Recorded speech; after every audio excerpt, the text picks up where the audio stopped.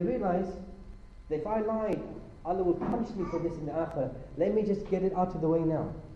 Let me get the punishment now, because then it will save me in the akhirah. And that mentality produces a very, very different society. They don't want to be ruled. And the three reasons that they don't want to rule, apart from what we mentioned, they want to be God themselves, are these two things. What do they argue? Second point, they argue religion is the cause of all wars. That's what they say.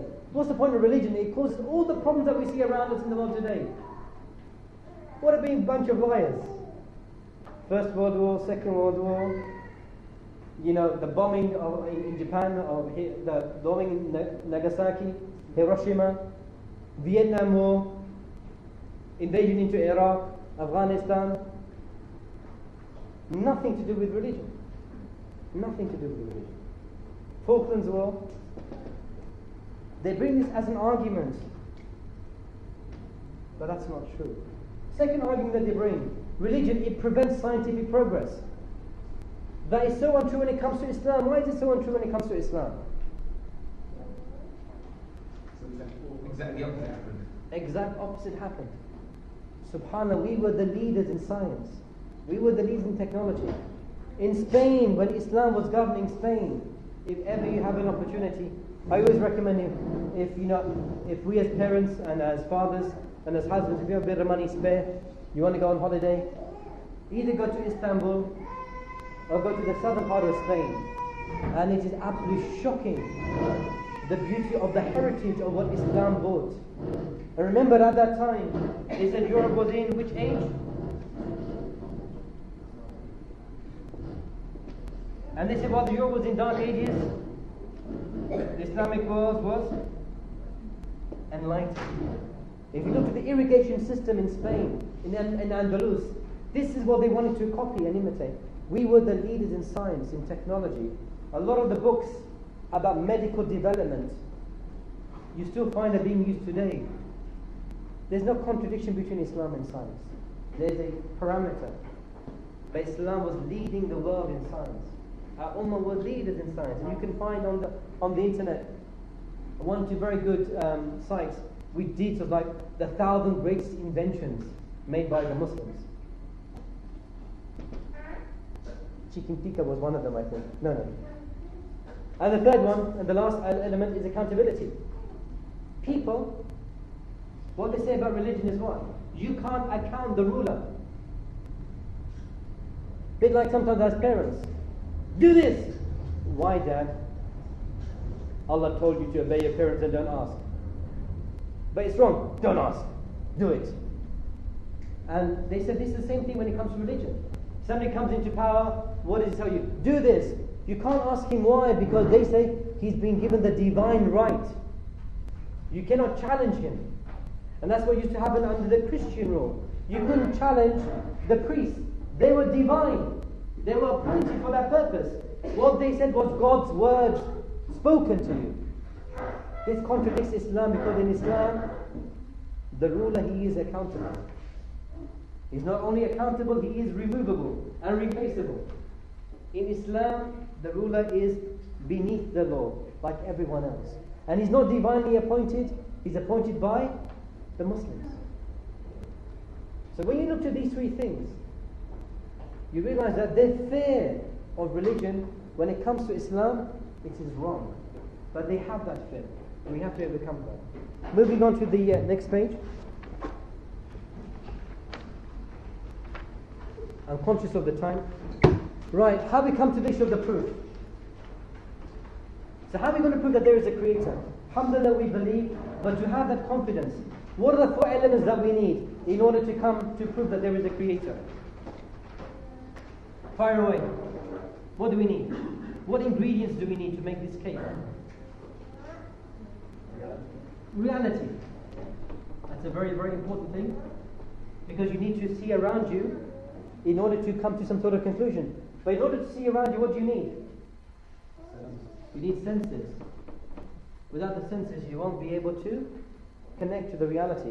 But in order to make sense of that reality through your senses, what do you need? But you need to have a functioning brain. A brain which functions.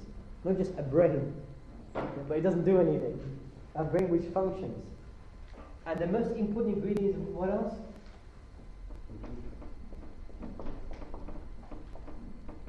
Previous information. And a good example of this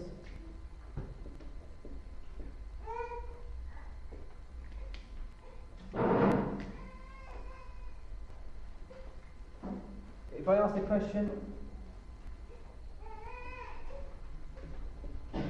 what's that? Flower. How do you know it's a flower? How do you know it's a flower? MashaAllah. So, sense the reality through our senses. MashaAllah. A very clever brain. And previous information. You show that to my 12-month-old son, he'll look at that and he'll go, he'll try to put his tongue to it. He has no idea what it is. Previous information. Now if I ask you the question, now what's your name? Mary, if I ask you the question, is that poisonous or not? How do you know it's not poisonous? Sorry? It's a drawing. Jazakallah khair. Yes, okay. I concede on that point. If that was a real flower, would you know if it's poisonous or not? You wouldn't know, would you? Why not? Because we don't have that information. Maryam wasn't given that information to know that it was poison or poisonous. So when you want to pass judgment, this is very, very crucial. And it goes back to the proof that we talked about earlier on. Who gave that knowledge to the very, very first man? Who gave that knowledge to the very first man to make that connection? Allah subhanahu wa ta'ala. These are 4 things you need. And I'll give you just two or three very quick examples just to show the point.